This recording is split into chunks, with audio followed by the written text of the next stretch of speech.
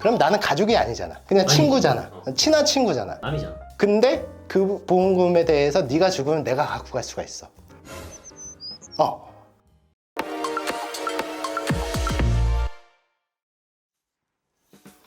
예, 안녕하십니까. 부부손해사정사입니다. 너 혹시 그 이은혜 사건 좀 기사 좀 봤니? 유명하더라. 그 요새 뭐 보험금과 관련해서 되게 좀 살인했다 막 이런 의혹이 있잖아. 그러니까 그거에 대해서 한번 좀 얘기를 나눠보려고 하는데, 혹시 뭐 기사 내용에서 뭐 어떻게 뭐 죽였고 뭐 이런 것들 대충 알아? 뭐 교통사고로 죽고 빠져 죽고 뭐 다 죽던데? 그게 이제 보면은 첫 번째는 뭐 교통사고가 발생을 했는데 남자친구가 옆에 있었고 이 여자는 동승을 했었대. 근데 이제 남자친구는 죽고 이 여자는 살아나왔었다라는 게 의혹이 있었고, 또 하나는 이제 파타야에 남자친구랑 이제 놀러 갔는데 스노클링 하다가 그 남자친구가 죽었고 이렇게 있었고, 또 이번에는 계곡에서 물에 빠뜨려 가지고 죽은 이런 거였단 말이야. 근데 이게 지금 결국에는 내가 세 번째 얘기한 계곡에서 빠진 게 이제 문제가 돼가지고 일이 커지게 된 건데, 이게 과연 그 사람 입장에서 모르겠어. 이제 의혹이 다 끝난 거는 아니니까. 근데 일단 사람들이 얘기하는 것들을 기준으로 해서 얘기를 해보고 싶은데, 일단은 교통사고로 인해서 사망했을 때에는 지금 아예 그런 교통사고가 없었다라는 게 지금 경찰 결론이야. 그래서 뭐 크게 신경 쓸 부분은 아니고, 파타야에서 스노클링을 하다가 이제 죽었다고 한 거란 말이야. 근데 그러면은 그 사람 이은혜 입장에서는 사망보험금을 과연 받을 수 있을까? 죽었으니까 받아야 되는 거 아니야? 그치. 근데 내가 물어본 거는 남자친구 관계였잖아. 그래서 이은혜가 받을 수 있느냐, 그걸 내가 물어봤던 거지. 안 되나? 그러니까 내가 왜 너한테 그걸 이제 물어봤냐면은, 보험에서는 이제 보험 수익자라는 게 있어.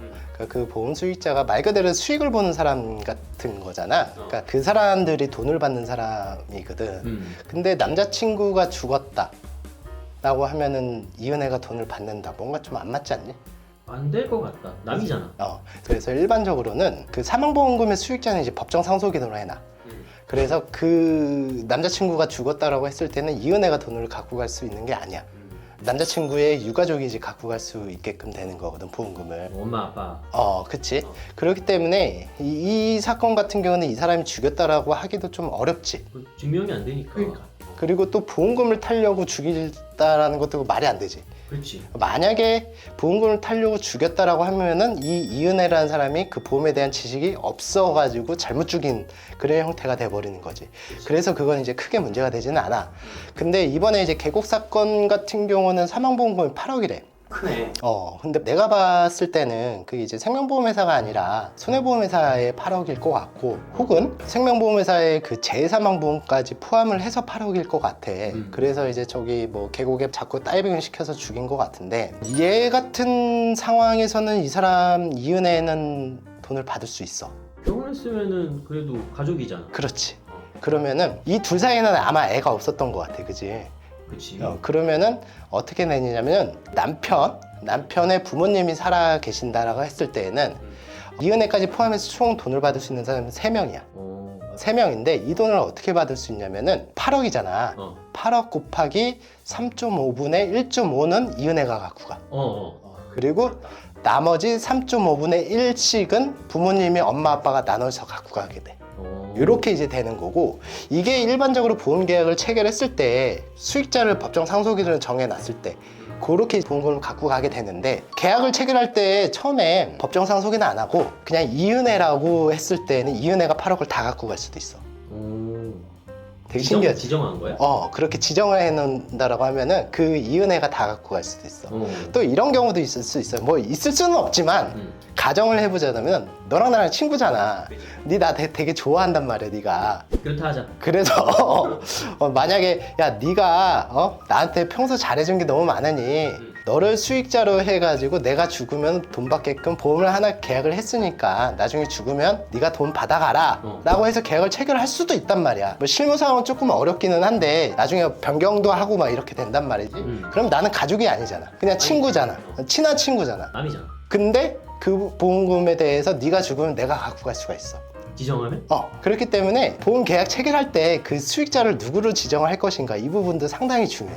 왜냐면 보험이라는 건 결국엔 수익자가 돈 받으려고 계약을 체결하는 거란 말이지. 그치. 근데 네 가족 입장에서는 네가 돈을 냈는데 어. 나중에 내가 수익자니까 돈 갖고 갈게요 하면서 내가 튀어봐. 거품 물지. 그 열받지. 그렇기 때문에 보험 계약 체결할 때 음. 수익자를 누구로 했는지 그걸 꼭 확인을 해서 계약을 오. 체결하면 되고, 그리고 우리가 지난번에 얘기를 했을 때 너 증권 내가 보라 그랬잖아. 봤냐? 봤어. 봤어? 어. 그러면 요번에 또 한 번 봐봐. 그래서 수익자가 누군지. 그건 안 봤다. 상당히 중요한 거야. 물론 맞아. 너 같은 경우는 지금 이제 자녀가 있기 때문에 어차피 네 와이프랑 자녀들이 다 갖고 가게끔 그렇게 이제 될 거야. 아마 법정 상속인은 수익자가 되어 있다라면은. 근데 만약에 네 입장에서 자녀가 없다라고 하면은 네가 만약에 죽었으면 누가 돈을 갖고 갈까? 와이프 아니야? 아까 내가 이은혜 얘기했잖아. 엠빵. 그지? 어. 그래서 어머님이랑 아버님의 상속 지분이랑 와이프랑 이제 각각 상속 지분만큼 갖고 가게 된단 말이야. 근데 그런 상황에서는 보통 뭐 우리 와이프도 장난식으로 얘기를 하는데 며느리랑 부모님이랑 좀 싸움이 날 수도 있는 상황이 될 수도 있잖아. 뭐돈 앞에 장사 없잖아. 그치. 그렇기 때문에 그때는 이제 뭐 와이프를 지정을 해놓든지 아니면 부모님을 해놓든지 이런 것도 좀 필요할 수도 있지. 근데 처음 가입하면은 아. 지정 안 하면은 무조건 법정 상속이야? 사망보험금 같은 경우는 이제 법정상속인으로 되고, 그다음에 이제 생존보험금. 생존보험금이 뭐냐면은 사망 외에 다른 사고가 터지면 보험금 받는 경우도 되게 많잖아. 뭐 암진단비라든지 실손보험이라든지 뭐 이런 것들. 이런 것 같은 경우는 일반적으로 피보험자 본인으로 해서 계약이 체결되는 경우가 대부분이야. 그럼 만약에 내가 유서 쓰고 죽으면 엄마한테 다 줄 거야 이러고. 아, 필요 없어. 의미 없어. 다 필요 없어. 그런 결국에는 수익자가 누구로 지정되어 있느냐, 그게 가장 중요한 거니까 그거 나중에 또 증권 보면서 꼭 확인을 해봐. 거기 가서 봐야겠다. 그래, 꼭 보고. 저희가 이제 얘기 나눴던 것도 지금 수익자의 지위가 얼마나 중요하느냐에 따라서 나중에 보험금이 어떻게 지급이 될 수 있느냐에 대해서 살펴봤으니까요. 여러분들도 증권 꼭 확인하셔서 수익자가 어떻게 되어 있는지 꼭 확인하도록 하시기 바랍니다. 저희가 준비한 내용은 여기까지였습니다.